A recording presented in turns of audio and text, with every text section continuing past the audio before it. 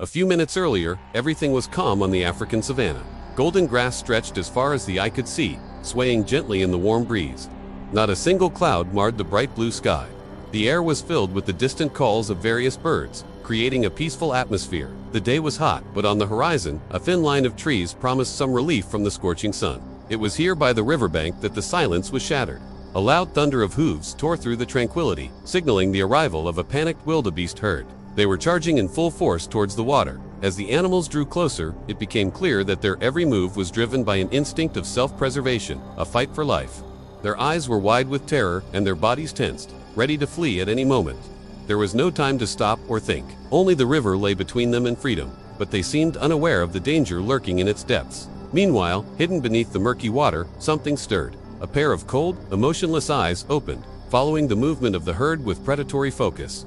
As the wildebeest approached the water's edge, a massive crocodile living in the river exploded out of the murky depths. The sudden movement sent ripples across the water, catching the attention of both the animals and us. With a deafening splash, the crocodile surged upwards, revealing its enormous jaws. Its teeth glistened like daggers under the sun, promising pain and suffering to anyone unfortunate enough to encounter them. The wildebeest scattered upon seeing the crocodile, sending up dust into the air. However, for one of them, it was already too late. The crocodile clamped down on the leg of a wildebeest with lightning speed, causing it to collapse into the water with a splash. Its large paws clutched tightly around the animal's leg, refusing to let go. Despite its size and strength, the crocodile had chosen its prey wisely, targeting the youngest member of the herd, making its capture easier. But even in its panic, the wildebeest fought back with all its might, kicking, clawing, and biting in a desperate attempt to free itself from the reptile's grasp. Meanwhile, the rest of the wildebeest watched anxiously from the bank, their distress echoing the young one's silent scream for help. As the crocodile dragged its captive further into the water, the wildebeest struggled valiantly. It tried to use its horns, gouging out chunks of flesh from the reptile's snout, drawing blood. But the crocodile remained unfazed, its jaws locked firmly around its prey's leg. The wildebeest thrashed about in the water, trying to keep itself upright, but the crocodile pulled with such force that it dragged the animal beneath the surface. The fight continued underwater, hidden from view, the only evidence of the struggle being the occasional splash and the wildebeest's muffled cries for help. As the young wildebeest tired, the crocodile grew bolder. It surfaced, holding the wildebeest's leg high above the water, showcasing its dominance. The sight was both terrifying and heartbreaking, a stark reminder of the harsh realities of the natural world. The wildebeest, weakened and terrified, knew that if it didn't find a way to escape, its fate would be sealed. With renewed determination, it struggled harder, hoping to find a weakness in the crocodile's grip. However, the crocodile, sensing victory, tightened its hold and began to drag the wildebeest towards a patch of land near the riverbank. Its intention was clear: drag its prey onto dry land and devour it at its leisure. Yet the wildebeest refused to give up. With a final burst of adrenaline, it managed to bite off a chunk of the crocodile's tail, causing the reptile to thrash wildly in the water. Seizing this moment of distraction, the wildebeest managed to wriggle free and stumble onto the riverbank, collapsing on the ground a few meters away from the angry crocodile. Gasping for breath, the wildebeest looked back at the crocodile, expecting it to come and finish the job. But to its surprise, the crocodile hesitated. It seemed to be in pain, clutching its wounded tail, unsure of what to do next. The wildebeest, despite its injuries, managed to scramble to its feet and join the rest of the herd, shaken but alive. It had survived the ordeal, but the experience had taken its toll. As the wildebeest rejoined the herd, the other members of the group encircled it, nudging it with their snouts and snorting softly, perhaps sharing in its pain.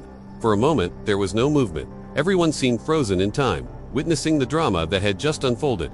Finally, the leader of the herd let out a loud bark, urging everyone to move on. The threat had passed, at least for now, and it was time to look forward.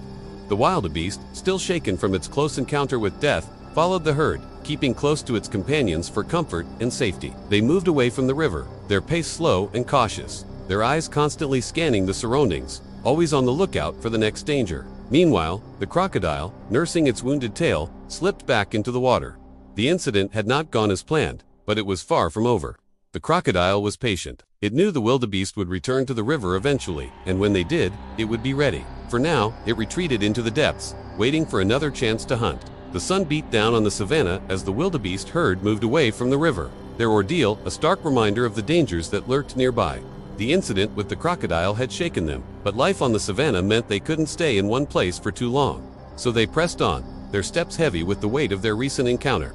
As they journeyed, the memory of the young wildebeest who had almost been taken lingered in the air, a somber shadow over the herd. As the sun began its descent, casting long shadows across the savannah, the wildebeest finally found a place where they could rest easy, at least for the night. The day's events were still fresh in their minds, and they huddled together for comfort and warmth, finding solace in each other's presence.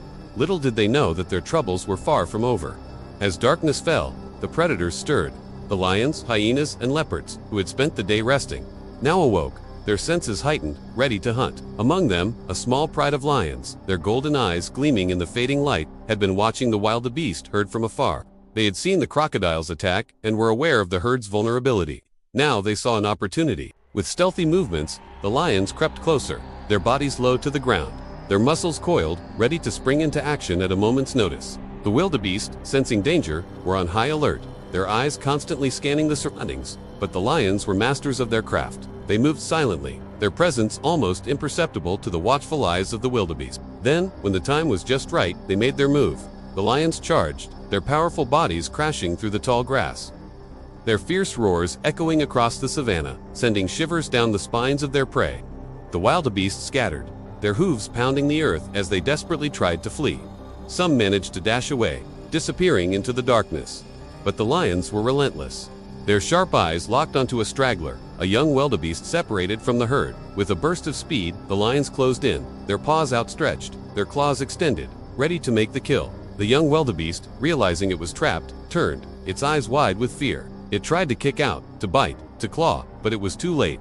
The lions were upon it, their strength and agility overpowering the young animal's feeble attempts at defense. In a matter of seconds, the hunt was over. The lions had claimed their prize, and the savannah fell silent once again, the echoes of the chase fading into the stillness of the night. Meanwhile, the crocodile, lurking in the depths of the river, watched the unfolding drama with cold dispassion. It had failed to capture its prey earlier, but the lion's success was of little interest to it. It was a hunter, too, and the thrill of the chase coursed through its veins regardless of who made the kill. As the lions feasted, the crocodile submerged back into the murky water, waiting patiently for another opportunity to hunt. It was just another day on the African savannah, where life and death played out in an endless cycle, where the only constant was the relentless pursuit of survival.